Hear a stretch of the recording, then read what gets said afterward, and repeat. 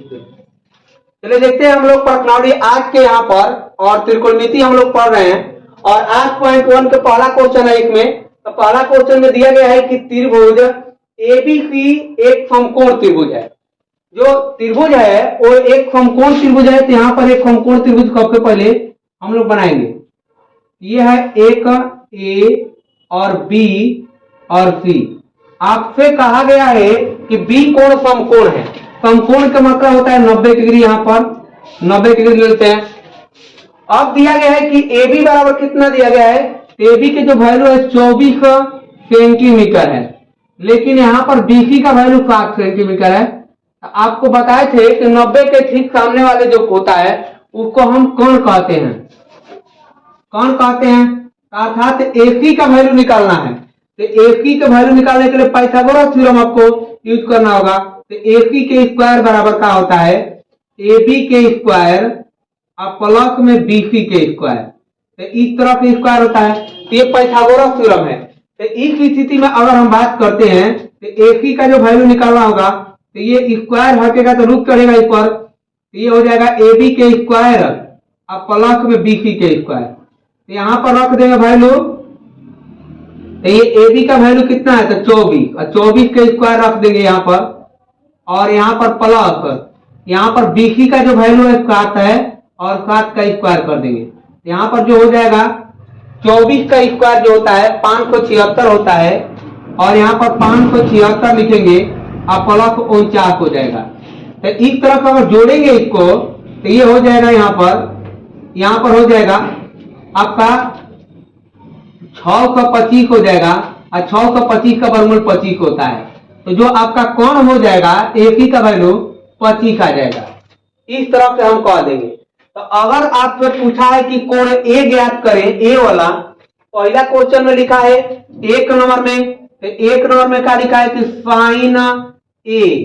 अब साइन ए का मतलब है इस कोण को लेना है। किस कोण को ए वाले को। तो हम बताए कि ए के ठीक सामने वाले भुजा को लंब कहते हैं। तो साइन ए का होता है जी तो लंब वाक्य में कोण होता है। तो लंब वाक्य में कोण, तो इसको हम ए लेते हैं। तो ए के ठीक सामने वाले को लंब कहते हैं और 90 के ठीक सामने वाले को कोण कहते हैं। तो यहाँ पर लंब का वैल्यू कितना हो गया तो 7 हो गया। और कोण का वैल्यू कितना है तो 25 है। और इस तरह से हमारा ये आंसर हो गया। ठीक है। अब दूसरा हम देखते हैं। इसी में दूसरा है कि कॉस ए का वैल्यू। कॉस जो होता है उसको कहते हैं हम लोग आधार बाई कोण। ये आधार बाई कोण होता है। तो देखेंगे इस वाले को अगर हम बात करते हैं ए एंगल दिया है तो ए के ठीक सामने वाले को लंब कहते हैं। इसको क्या कहते हैं आधार और इसको कहते हैं कोण। तो यहाँ पर आधार का वैल्यू हो गया 24 और कोण का वैल्यू कितना हो गया 25। तो इस तरह से ये क्या हो जाएगा आंसर हो जाएगा यहाँ पर। अब देखिए दूसरा क्वेश्चन इसमें दिया है। 2 नंबर क्वेश्चन दिया है और 2 नंबर क्वेश्चन में पूछा है कि अब की बार साइन सी एंगल बदल जाएगा। अब की बार एंगल बदल गया। अब की बार किसको एंगल दिया है सी वाले को दिया है। तो सी वाले के ठीक सामने वाले को लंब कहते हैं। तो इसके अब कहेंगे कि ये लंब है इसके लिए। तो ये लंब हो गया, ये आधार हो गया, ये कोण हो गया। तो साइन जो होता है वो होता है का कि लंब बाई कोण होता है। क्या होता है लंब बाई कोण। तो सी के ठीक सामने वाले को लंब कहते हैं। तो लंब कितना हो गया 24। अब बाका में यहाँ पर कितना हो गया यानी कि कोण के मान कितना हो जाएगा 25। तो जो ये हमारा आंसर हो गया। इस तरह से साइन सी का वैल्यू निकाल देंगे। देखिए एक और निकालना है जहाँ कॉस सी का वैल्यू। कॉस सी जो होता है वो होता है आधार बाई कोण। आधार बाई कोण कहते हैं इसको। देखें एंगल के ठीक सामने सी दिया है तो सी के ठीक सामने लंब कहलाता है और इसको आधार कहते हैं और इसको क्या कहते हैं कोण। तो आधार एजा हो जाएगा कितना तो 7 और कोण का मान कितना हो जाएगा 25। इस तरह का हम क्या करेंगे इसका जवाब दे देंगे हम। ठीक है। अगला क्वेश्चन की ओर बढ़ते हैं 2 नंबर। चलिए देखते हैं अगला क्वेश्चन 2 नंबर है। और 2 नंबर क्वेश्चन में इसमें बात करते हैं कि आकृति दिया गया है एक कि जो यहाँ पर 8.3 है।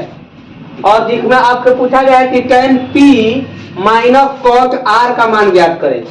तो आप ध्यान देंगे यहां पर हम बात करते हैं, यहां पर देखिए कि इसमें अगर हम बात करते हैं यहां पर इसका नामकरण कर देते हैं अलग, इसको हम p कहते हैं और इसको q कहते हैं और इसको r कहते हैं यहां पर।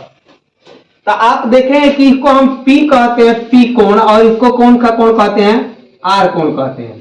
तो आप देखेंगे यहां पर कि आपको निकालना है सबसे पहले यहां पर का है तो एक भुजा का मान ज्ञात करना है क्यू आर का।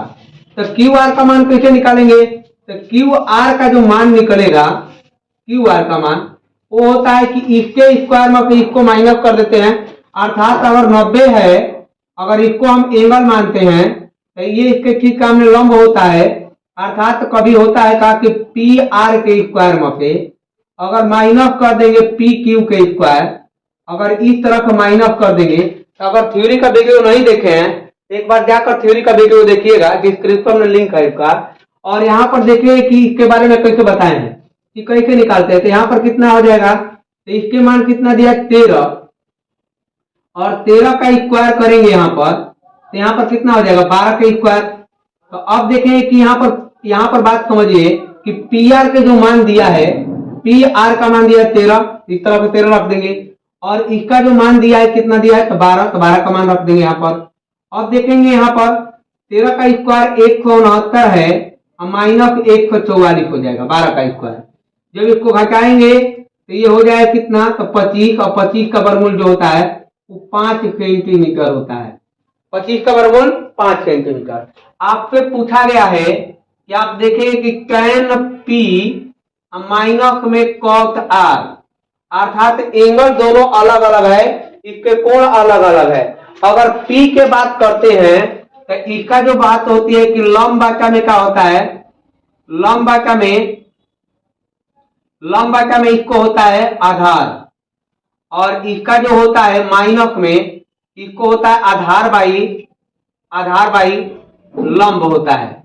अब देखेंगे यहां पर बात को समझिए, अगर हम एंगल P लेते हैं तो P के ठीक सामने वाले भुजा जो होता है, अब 5 हो गया है, लंब होता है और इसको क्या कहते हैं आधार कहते हैं। इसके ठीक सामने वाले को लंब कहेंगे और जहां पर इसी तरह का उसको आधार कहते हैं। तो यहाँ पर हो जाएगा 5 बाई कितना 12 माइनस, लेकिन अगर R लेते हैं एंगल तो R के ठीक सामने वाले को लंब कहते हैं और ये क्या होता है आधार। तो इसको भी लिखेंगे कितना, यहाँ पर आधार का वैल्यू कितना है 5 है और लंब का वैल्यू कितना है 12। देखिए प्लस माइनस कट जाएगा और ये हो जाएगा कितना 0 हो जाएगा। इस क्वेश्चन का आंसर कितना आ गया 0 हो सकता है इस तरह। देखिए क्वेश्चन नंबर अब 3 देखते हैं। इसमें क्वेश्चन नंबर 3 है, 3 कहता है कि यदि sin a बराबर है 3/4 तो cos a और tan a का मान परिकलित कीजिए अर्थात निकालिए।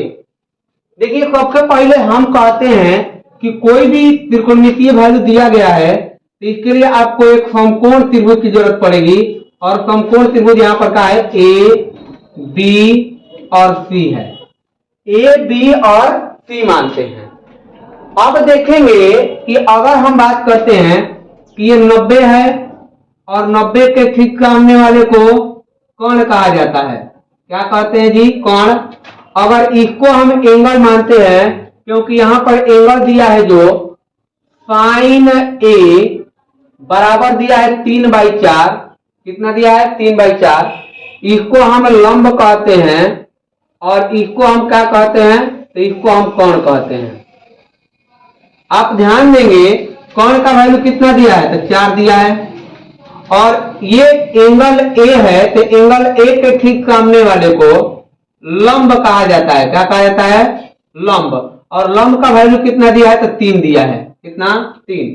आपको ज्ञात करना है क्या कि आधार, और आधार निकालने का जो सूत्र होता है आधार बराबर, आप ध्यान देंगे क्या होता है रूट के अंदर कोण के स्क्वायर माइनस लंब के स्क्वायर, कोण के स्क्वायर में लंब के स्क्वायर को माइनस कर देंगे तो आधार का स्क्वायर पता चल जाएगा। तो यहां पर देखेंगे कौन का मतलब है 4 और 4 का स्क्वायर कर देंगे, माइनस में 3 का स्क्वायर कर देंगे, तो ये कितना हो जाएगा? तो रूट के अंदर 4 का स्क्वायर होता है 16 और यहाँ पर 3 का स्क्वायर 9, तो 16 में से 9 चल जाएगा, तो यहाँ पर कितना बचेगा? 7 बच जाएगा रूट के अंदर। यहाँ तक ठीक है। अब आपको निकालना है एजा कॉस ए, कॉस ए निकालना है। ये आपका निकल के आ गया रूट के अंदर 7। देखें ध्यान दें, ए का मतलब होता है एजा कॉस में आधार बाई कौन, इसको क्या कहते हैं? आधार बाई कौन। तो आधार का मान यहाँ पर कितना दिया है? रूट के अंदर 7 यहाँ पर, और इसका मान कितना दिया है? कौन का मान तो 4 है, तो ये क्या हो जाएगा? एंकर हो जाएगा इस तरह से। अब देखें आपसे पूछा है कि tan का मान ज्ञात करें, तो tan a का मान ज्ञात कीजिएगा तो क्या हो जाएगा? ये होता है कि लंबाई आधार कहते हैं, इसको क्या कहते हैं? लंबाई आधार। तो यहाँ पर लंब का वैल्यू कितना है? तो 3 है, तो यहाँ पर 3 रख देंगे, और आधार का वैल्यू कितना है? तो रूट के अंदर कितना है? 7, और इस तरफ ये भी एंकर हो जाएगा। तो ये दो वैल्यू आपसे पूछा गया था, आप इस तरह का मान निकाल सकते हैं। ठीक है, आगे देखते हैं अगला क्वेश्चन 4 नंबर की ओर।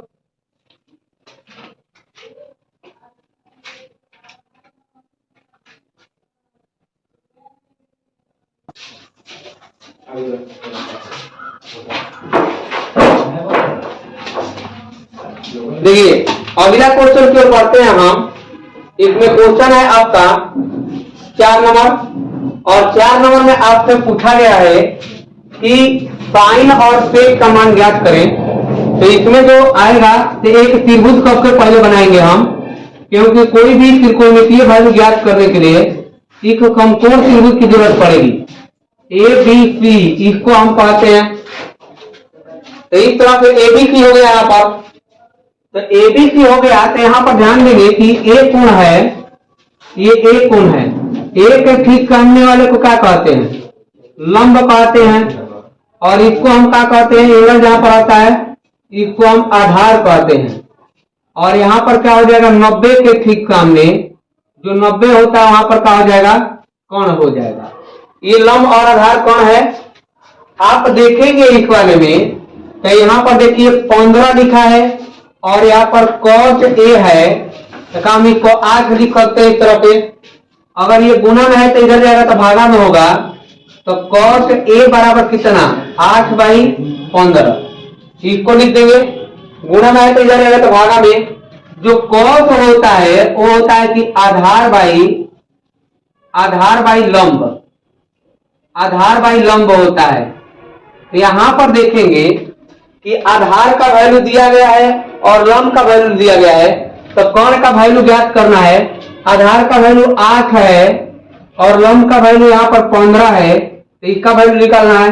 तो जो कोण का वैल्यू होता है निकालने का जो तरीका पाइथागोरस थ्योरम होता है, और पाइथागोरस थ्योरम में होता है का कि लंब के स्क्वायर प्लस आधार के स्क्वायर बराबर कोण के स्क्वायर। तो कोण के स्क्वायर जब होगा इस तरह के यहाँ पर लिखिए का कि लंब के स्क्वायर और प्लस में आधार के स्क्वायर, ये दोनों को जोड़ देते हैं तो आपका कोण का स्क्वायर आ जाएगा। आप देखेंगे यहाँ पर लंब का मतलब है 15 और 15 का स्क्वायर कर देंगे, अब प्लस में आधार का मतलब है 8 का स्क्वायर कर देंगे। तो 15 का स्क्वायर जो होता है 15 का स्क्वायर वो 225 होगा, यहाँ पर लिख देंगे 225, अब प्लस 8 के 64 हो जाता है। जब इसको जोड़ेंगे तो 2 का 89 होगा, और 2 का 89 कितना होता है? 17। 2 का 89 कितना हो जाएगा? 17 हो जाएगा। तो आपका जो कोण आएगा वो अब कितना हो गया? 17। ठीक है, अब लेकिन निकालना है किसका मान? तो साइन का। तो यहाँ पर साइन के बारे में हम कहेंगे साइन ए। साइन ए है तो साइन ए का मतलब होता है कि लंबाई कोण। तो आप देखिए यहाँ पर लंबाई कोण, तो लंब का वैल्यू कितना है? तो 15 है, और कोण का वैल्यू कितना निकाल दिए? तो 17, और यहाँ पर ये एंकर हो जाएगा। आपसे पूछा है सेक, तो यहाँ पर फेक ए कहेंगे। फेक का मतलब क्या होता है? तो फेक का मतलब होता है कि कोण ऊपर हो जाएगा और नीचे हो जाएगा आधार। आधार लिखते हैं तो इस तरह का लिख देंगे। तो कोण का वैल्यू कितना? 17, लेकिन आधार का वैल्यू कितना है? 8, और ये आपका आंसर हो जाएगा इस तरह से। ठीक है, अब हम देखते हैं 5 नंबर क्वेश्चन की ओर बढ़ते हैं और 5 नंबर क्वेश्चन में एक बार देखेंगे। यहाँ पर सबसे पहले दिया गया है कि फेक 13/12 है हो तो अन्य सभी त्रिकोणमितीय निष्पत्तियां ज्ञात करें। तो यहाँ पर सबसे पहले क्या करेंगे? एक समकोण त्रिभुज बनाएंगे। सभी में एक समकोण त्रिभुज की जरूरत पड़ेगी क्योंकि ये ए है और ये बी है और ये सी है। तो देखेंगे यहाँ पर सबसे पहले यहाँ पर दिया गया है कितना? तो फेक यहाँ पर 13 में फेक थीटा बराबर 13/12। आप देखेंगे तो इसको हम कहते हैं कोण और इसको क्या कहते हैं? इसको हम लंब कहते हैं, आधार कहते हैं। क्या कहते हैं? आधार। तो यहाँ पर जब देखें कि जब इसको एंगल मानते हैं थीटा, तो थीटा के ठीक सामने वाले को लंब कहा जाता है। हमेशा ध्यान रखिएगा कि थीटा के ठीक सामने वाले को क्या कहते हैं? लंब। और जहां पर बनता है उसको हमेशा क्या कहते हैं? आधार कहते हैं। और 90 के ठीक सामने वाले को क्या कहते हैं? तो कोण कहा जाता है। 90 के ठीक सामने वाले को कोण कहा जाएगा। तो आपको देखिए कोण दिया है, आधार दिया है, चाहिए का लंब। और लंब कैसे निकलता है? लंब कैसे निकलता है? तो हमेशा ध्यान रखिएगा रूट के अंदर कोण के स्क्वायर माइनस आधार के स्क्वायर अगर कर देंगे तो आपका क्या निकल जाएगा? लंब निकल जाएगा। तो यहाँ पर ध्यान देंगे कोण का वैल्यू कितना? कोण का वैल्यू यहाँ पर कितना है? तो यहाँ पर 13 है और यहाँ पर आधार का वैल्यू कितना है? तो 12 है। तो यहाँ पर रख देंगे 13 के स्क्वायर माइनस 12 के स्क्वायर। तो ये आ जाएगा कितना? 13 के स्क्वायर 169 होता है और 12 के 144 हो जाएगा। घट जाएगा तो 25 आएगा और 25 का वर्गमूल कितना होता है? 5 होता है। अर्थात लंब का वैल्यू कितना आ गया? 5 आ गया। 5 आ जाएगा। आपसे पूछा है कि सभी त्रिकोणमितीय निष्पत्तियां ज्ञात करें। तो सभी का मतलब है, एक नंबर का बात करते हैं साइन, आपको साइन चाहिए। दुकार का बात करते हैं तो कॉस चाहिए। तिकार का बात करते हैं तो टैन चाहिए। और अगला है चौथा तो कॉस चाहिए आपको। और यहाँ पर फिर कॉसेक चाहिए। तो ये जो है आपको 5 अन्य त्रिकोणमितीय निष्पत्तियां होती है और 6वां ये है, 6 होता है। इसका होता है कि लंब बाई कोण। तो लंब बाई कोण का मतलब है आप रखेंगे लंब का वैल्यू 5 और कोण का वैल्यू 13, ये हो जाएगा आंसर। इसका होता है आधार बाई कोण। आधार बाई कोण का मतलब क्या है? आधार का वैल्यू यहाँ पर 12 है और कोण का वैल्यू कितना है? 13। देख सकते हैं यहाँ पर आया है। टैन का होता है कि लंब बाई आधार और लंब का वैल्यू यहाँ पर कितना है? तो लंब का वैल्यू 5 है और आधार का वैल्यू कितना है? 12। अब देखेंगे इसका होता है कि आधार बाई लंब। आपको बताया थे कि टैन के ठीक विपरीत कॉट होता है। तो इस तरह से कितना कर देंगे इसका? 12/5। और जब हम कहते हैं कि कॉसेक तो ये होता है कि कोण बाई लंब। और कोण बाई लंब जो होता है साइन के विपरीत होता है।